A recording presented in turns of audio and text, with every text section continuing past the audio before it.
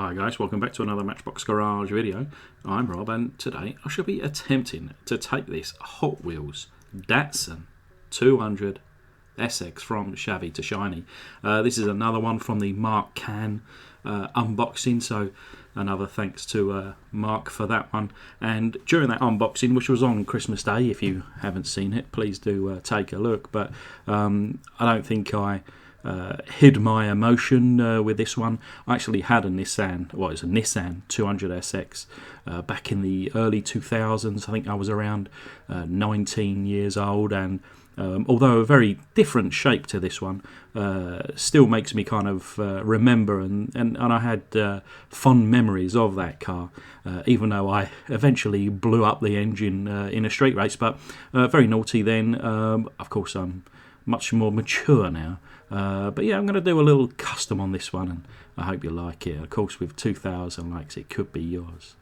But yeah, we've got the 1.6mm drill bit there for drilling down the centre of the posts, the 4mm for removing the flange, and we've got the M2 tap there. These items plus many more down in the Amazon affiliate links below in the description. But I'll tell you what, it rolls really well, and it's kind of come apart there prematurely, as I wish to show you. Opening bonnet on this one, lovely bit of detail actually on the engine bay there. But some strange kind of decal on the side, but simply reading underneath, Hot Wheels Datsun 200SX. Made in Malaysia, this one, 1981. As you can see, just the single rivet on the rear, and it was an outie, so I needed to kind of like centre punch before I could drill the hole. The window section here, it's got a tiny little damage to it, like a bit of a gouge, which we can't get out today, but there is a scratch here, and the rest of it we do manage to polish.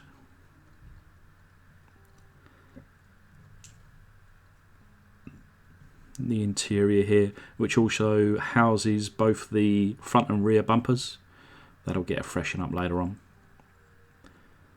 And yeah, this kind of base here, there's no suspension or anything like that, but actually works in our favour later on. The wheels that I choose fit absolutely perfect. They couldn't have been any more perfect. With the opening bonnet, I'll leave that in place, as I know that if I was to kind of pull that off, it would never go back the same. But into the foot-long hot dog jar, covered in boiling water, and then in comes a tablespoon of caustic soda.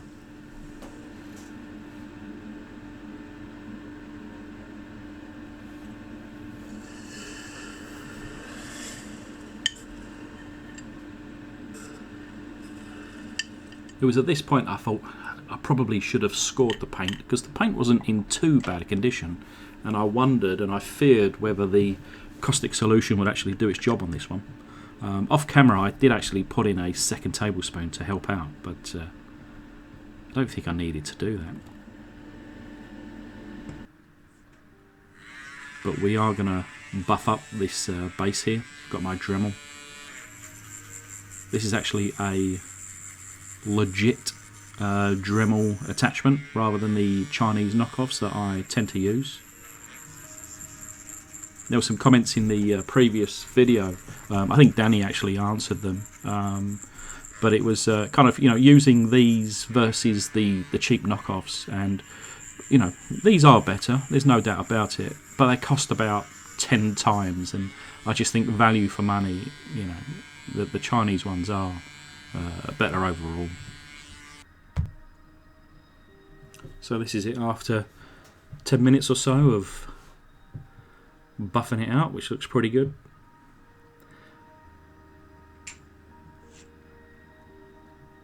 And then bringing in just the little pot of warm water, and we'll clean up the interior and the windscreen.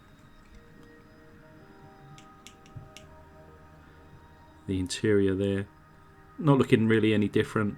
It was relatively clean to start with, but we'll give that a fresh coat of black paint. But this windscreen here. We use the plastic polish to try and buff it out.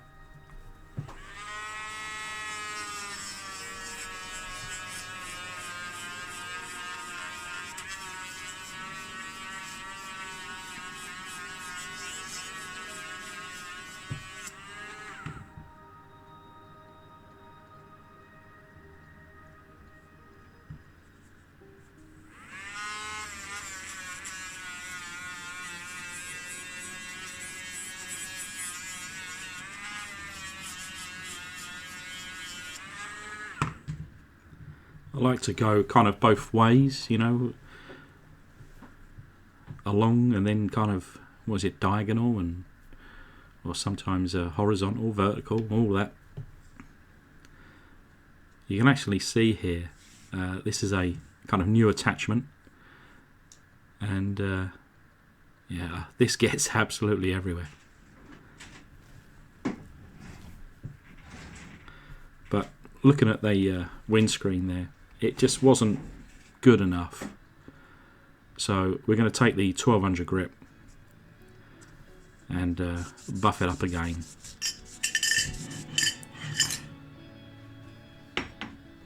But we do have the casting here. I've flushed it down, and I should have kind of shown it beforehand in the in the footlong, because it almost didn't look any different. The paint was still holding on, so I thought this would have to be, you know, a second kind of go with the caustic solution. But when I rinsed it under the tap and I, of course, hit it up with the toothbrush, the paint did just come off in sheets. Sometimes the paint comes off, it almost melts off, and you can't, you know, the I guess the water just turns a certain colour, or it comes off in little bits. But this come off in kind of sheets, you know, the whole roof section in one go, the whole door section in one go. But anyway, it's buffed up, and we'll hit it up with the white primer today. I mentioned earlier on, I've had a few Nissan turbo cars. I had the what they call the S13 200SX in the UK.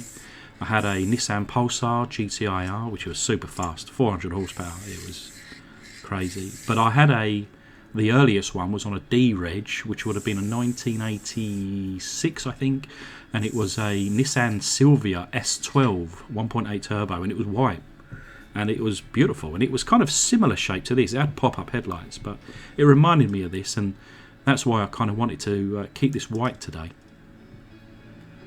But the interior here, just with the Pound Shop matte black, just to freshen up that plastic. There was one I did a little while ago, and I kind of left the black plastic raw, I guess you could say, and it really did kind of show up in the final. So I just wanted to make sure to make that extra effort in painting this today, although it doesn't really look that much different once it dries. But yeah, we're using the premium white today. For you guys at home, you probably won't see too much of a difference, obviously white on white, but like I say, my old S12 Silvia was white, and this reminded me of that.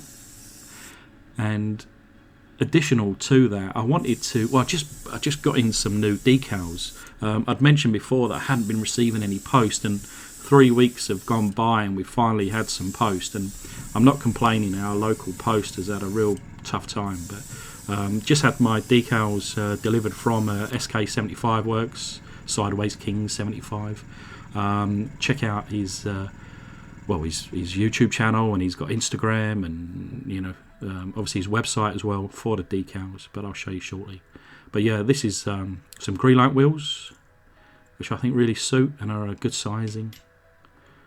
Like I say, the interior here and bumper just looks original, but now it's certainly nice and clean and tidy. That's 1200 grit and buffed out windscreen. But yeah, this here, I just think these are so cool. Obviously a few little painted highlights there on the lights, but the decals on the side, this I'll let some chrome engine details in there, which I had again on my S12 Sylvia. So just pointing out, always repping 75 in all my videos. Check him out for the decals. But yeah, there's a little reminder of what she looked like. So this is the result. But yeah, this kind of, is it a shark? I think like kind of a shark decal on the side with the eye. I just think it's so cool. And I actually tried to paint it once. I had a Honda Integra, and I thought I was some kind of spray paint or tagging kind of king. I've never done it illegally outside, but I had a 2-car garage and I would paint the walls, and I actually painted the side of my Integra with these it looked awful, but looking back at it now, but this is how it should have looked, and I really do like this one. But again, thanks for Mark for obviously providing us with this casting today, and it could be yours with 2,000 likes. Otherwise, I'll quite happy keep it myself.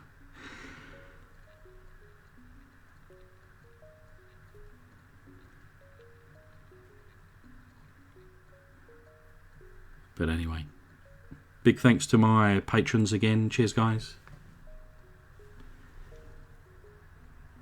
And to everybody that's watched, please do subscribe, like, comment, all those good things. And I'll see you soon on the next one.